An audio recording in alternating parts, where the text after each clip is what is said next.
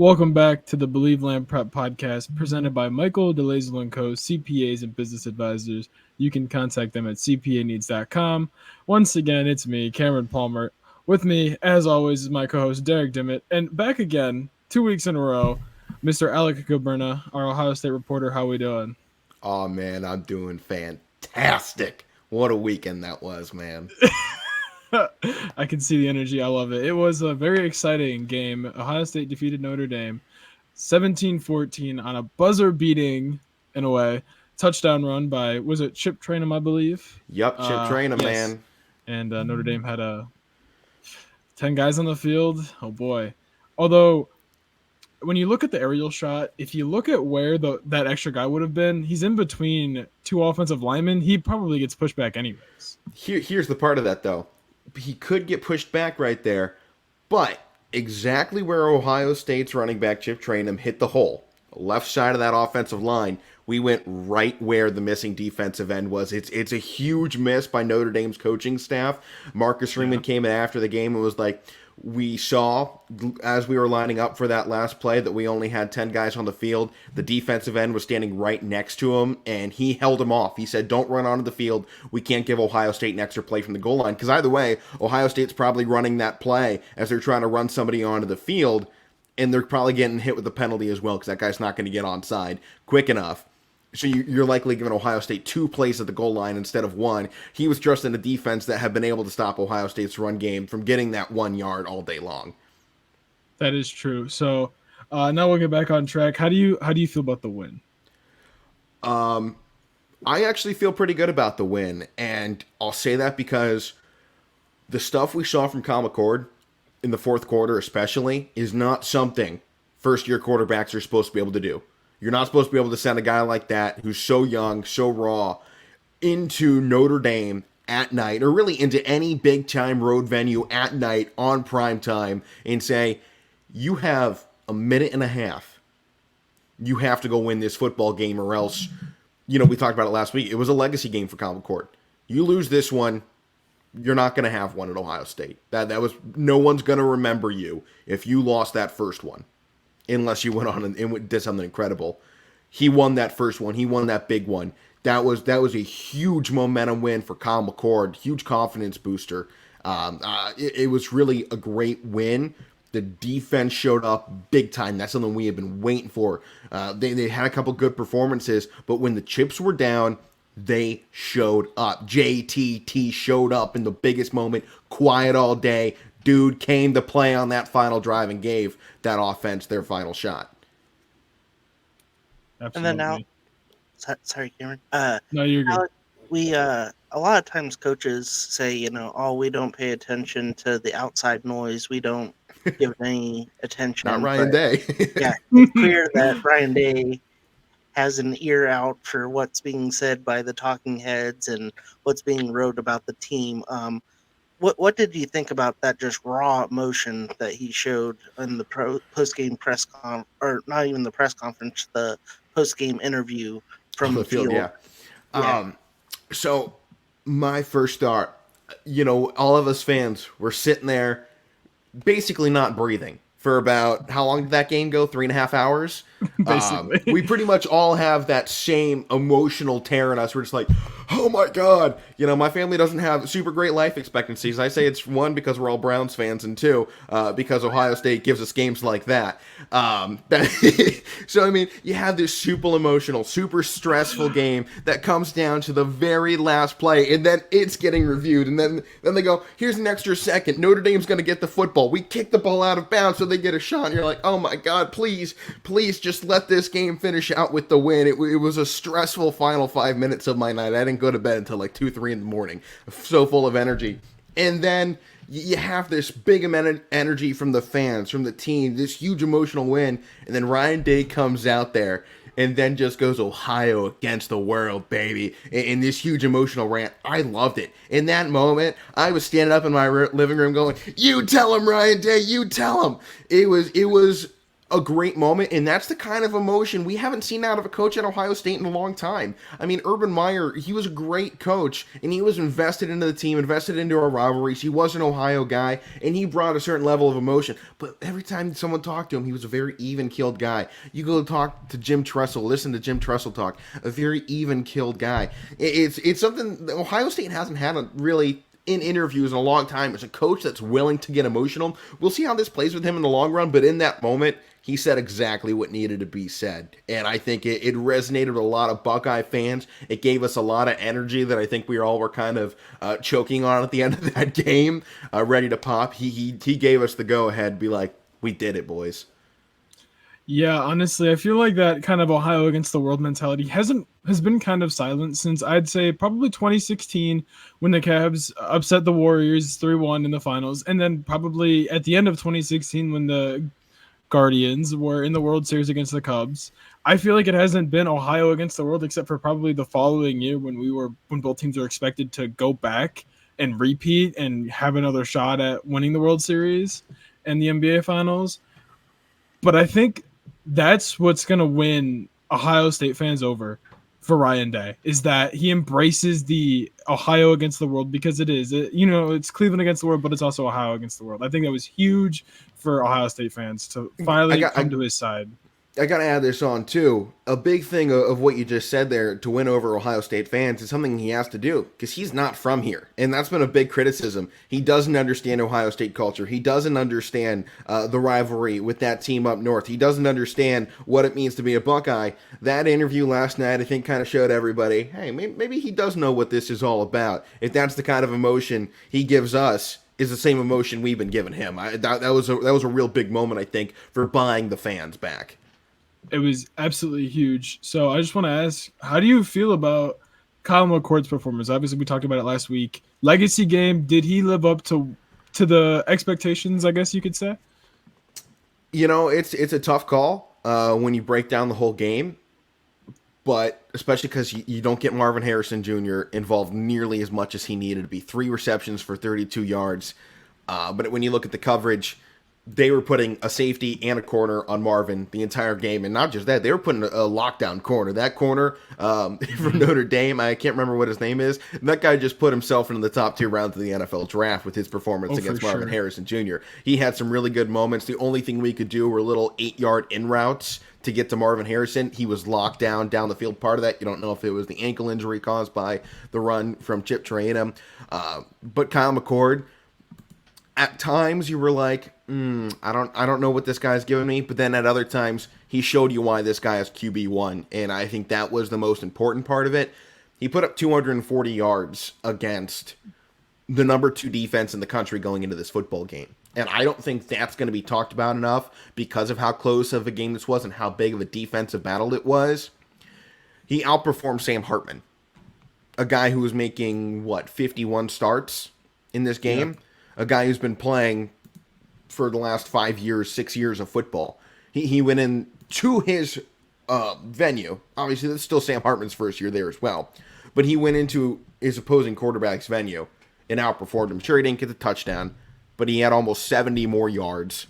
He executed the game-winning drive, something Sam Hartman couldn't do. Sam Hartman 3-and-out on their final drive. Went nowhere. He couldn't get the football down the field to get that first down. So this was a Kyle McCord legacy game. He did enough. And as a Buckeye fan, we're so used to guys going out there and balling out and giving us everything. But last year, C.J. Stroud in the game against Notre Dame, a tough defensive battle that was last year, did enough to get the win. This was a flash of something we've been waiting to see from Kyle McCord. There was 2 passes on that final drive that could have been picked off. It wasn't. There are so many plays in that game. Emeka Ibuka dropped a touchdown in the end zone. There's a lot of ifs and buts, but oh, hey, he almost did this. A lot of almost in this game. But when the chips are down, Kyle McCord ran it perfectly to finish out this game. Hit Ibuka, put him on the 1, missed the pass over to Marvin Harrison, but quickly got this team reset. He wasn't really looking back to the coaches very, very much there on that final play. It was a quick over. Are we doing what we talked about? There was no change, and he went right to it. Didn't question the call, and I think it was a big moment for Kyle McCord. especially because the team showed confidence in him, especially giving him that first play at the goal line where you're like, if he gets sacked here, this ball game's over. We got no timeouts. It was a big time play calls down there at the end. I liked Kyle McCord's performance. Excited to see how he grows now that we know, hey, he can start to stretch the field, especially over the middle. We haven't had a quarterback that really wants to attack the middle in a while. C.J. Stroud very much like the outsides, outside of the hashes. Kyle McCord seems to like right in the middle of that field, which can be dangerous, but it's something that I think could add some new wrinkles into this offense. And then with the win, Ohio State moves up to number 4 in the AP poll. Still relatively early in the year, but how important is it, to beat a top 10 team and then, see yourself kind of get up there into that upper echelon of the rankings, and, everything. If both teams take care of business, you're looking at that final week of the season being, a top 3, maybe a top 4 matchup. Well, yeah, it was a big win in terms of the season. The AP ranking truthfully means nothing now that we have the College Football Playoff Committee. We'll see what's at week 7, week 8, when they drop out their rankings for the first time, where they put Ohio State, how they value that win. We'll see what Notre Dame does. I mean, we kind of saw that last year. We beat Notre Dame. They didn't really have the most impressive season. It didn't help out the Buckeyes in the long run. We've seen that when we beat teams like Wisconsin when they were ranked in the top 25 and they drop out. Once we get later into the season, we can really go back and see, was this really a great Notre Dame team like we thought it was, with a top-tier defense, a pretty good offense, an elite-level rushing attack that people don't want to, give them the credit for? That was one of the best offensive lines in football, with 4 really good running backs that are all tough ball carriers. But this win against the top 10 opponent right now, it looks good. If Notre Dame continues to run the table, which I think they have a good chance to do with what I saw out of them, I think they've got as good a chance of any to run the table in their schedule and finish out with that maybe being their only win or their only loss, pardon me. So I think it's going to bode well for Ohio State come committee time. If they handle their business against Penn State, you're talking about 2 top 10 wins going into that final week of the season against that team up north. It also makes it pretty hard if Ohio State was to lose the game again and their only loss is to the number 2 team in the country. We've seen how that plays out in the SEC the last couple of years. We saw how it played out last year for the Big Ten. That non-conference slate, getting that top 10 victory, beating Penn State is going to go a long way. So long as Ohio State manages the rest of the season, if they can go into that final week, play it close against that team up north, win or lose, this early season win is going to do a lot in the committee's eyes to keep them in that playoff race, even if we stumble at some point. So how big is this win, like momentum-wise, for Ohio State? Not only like Kyle McCord, but also, just everybody like top to bottom from the coaching staff to, the last dude on the practice squad. How big is this? It's huge, because obviously the questions have been posed. Can Ryan Day win the big game? That was part of Lou Holt's big rant that Ryan Day was going on about. Lou Holt came out there and said it. Everyone beats Ohio State because we're not tough enough. And that we go in there and win a game 17-14 on the road, staring down touchdown Jesus. And you're able to go in there and have that kind of performance defensively against, I'll say it, a top-tier quarterback in college football. Sam Hartman, for years, has been one of the top guys. And to be able to shut him down, shut down the top running back in football. This was the first time Audric Estime did not have 100 total yards in the game. It was his first game of the season without a touchdown. We just shut down the top running back in college football, statistically wise, through the first 4 weeks of the season. From the defensive standpoint to the offensive standpoint to special teams, who hit a field goal at some point in this ball game and gave us that lead that we obviously win by 3. This was a full team win. It is so important for momentum. You look ahead. We got Maryland next week. That's just been announced, or not next week. We got a bye week this week. But the following week, we have Maryland. That's just been announced as a noon game on Fox, by the way. That just came out here on, Monday. So that's going to be huge. Maryland's looking really good right now. They're undefeated. So having this kind of confidence builder right before you hit this Big Ten slate, which has you at home versus Maryland, But then on the road at Purdue, a venue which everybody knows is hard to go into, and then you got to come home, host Penn State. You got Wisconsin and Rutgers, Rutgers, we just saw they were giving Michigan a rough first quarter in that game. So it's a huge momentum builder when you talk about what the season is to come ahead. Um, and I think for Kyle McCord in this running game to know the offense, or Ryan Day trusts this offense, and that's something we didn't really know through the first couple of weeks of the season because he was so cautious and anxious with his play calling, not really wanting to get super aggressive with a young quarterback. Didn't want to test the boundaries of what this offense could do. I think that 2-minute drill, Ryan Day knew he kind of had to throw all that out and throw caution to the wind and just let the kid ball. When we let the kid ball, he showed us some really good things. I think moving forward, this team's going to have a lot more trust in the offense and what it can do. They're going to have some more chances to, make some big plays. I'm excited about what that means, especially coming into a bye week. You get that huge momentum. You get to sit on it for a week, and you get 2 weeks to prepare for your Big Ten slate. That's going to be huge. Yeah, thank you, Alec, for coming on with us to break down this big game from this past weekend. We'll have you on here in a few weeks after they get into this Big Ten slate that you just alluded to. But a great win. Hopefully, it's a momentum builder, and like you said, you have the bye week now to rest up.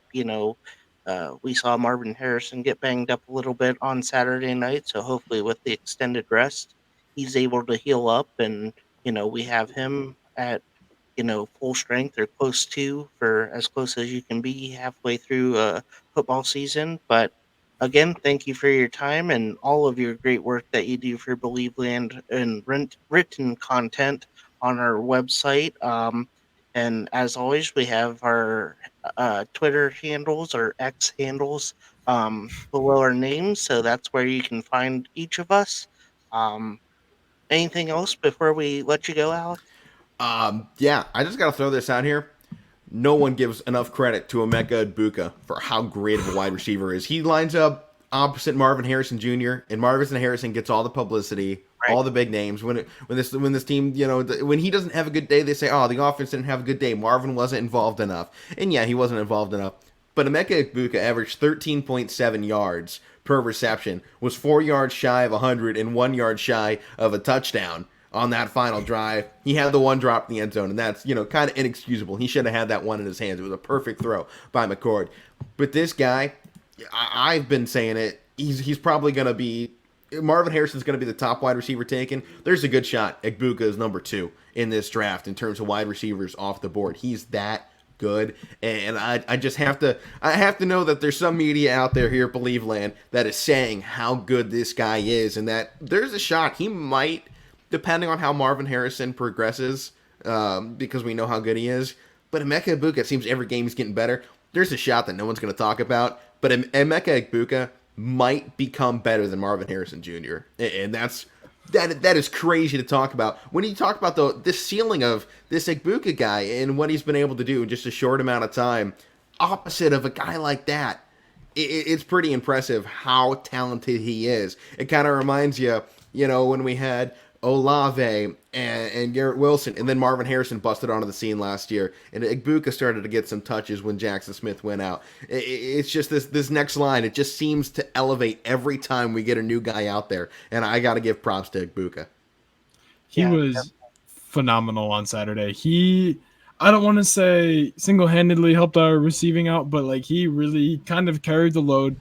Obviously, Cage Stover had 52 receiving yards, and then Xavier Johnson had 1 catch for 40 yards. But as far as, just kind of doing everything that you needed with Marvin Harrison going down, Emeka Egbuka, he shined in one of the toughest spots in this season because we needed that. I think Kyle McCord needed that, knowing, hey, even without Marvin Harrison, I got this dude who's almost as good as him. In some aspects, maybe better, and depending on certain skill sets and whatnot.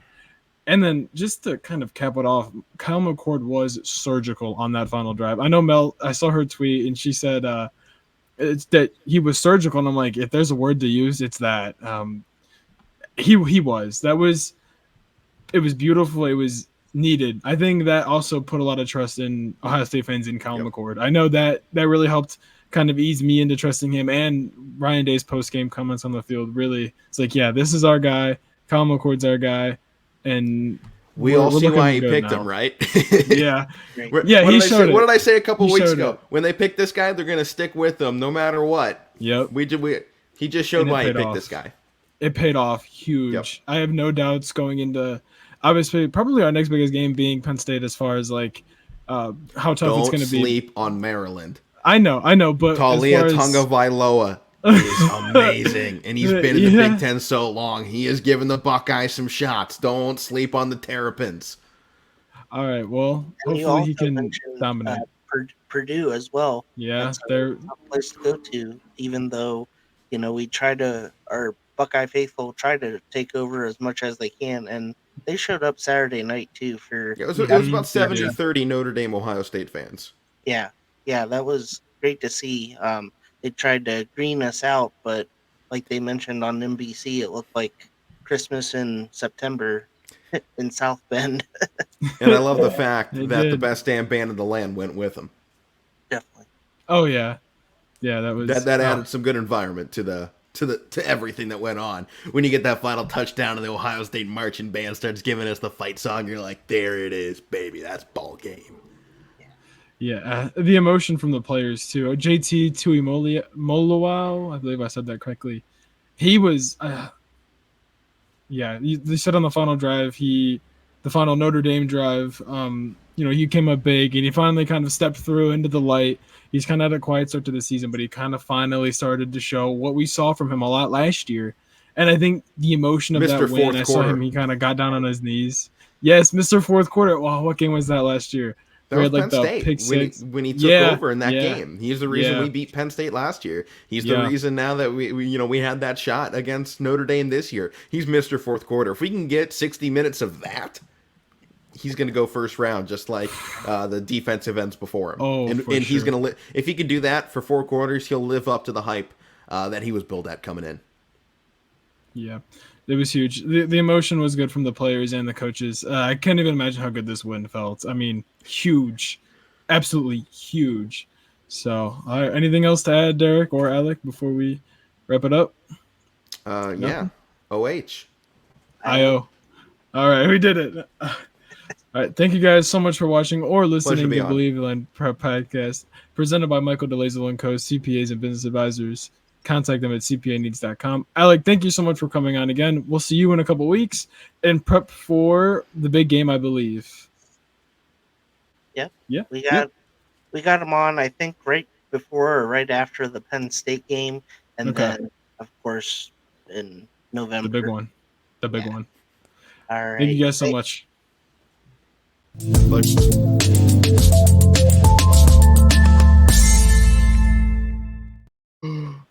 Mike Williams, Thursday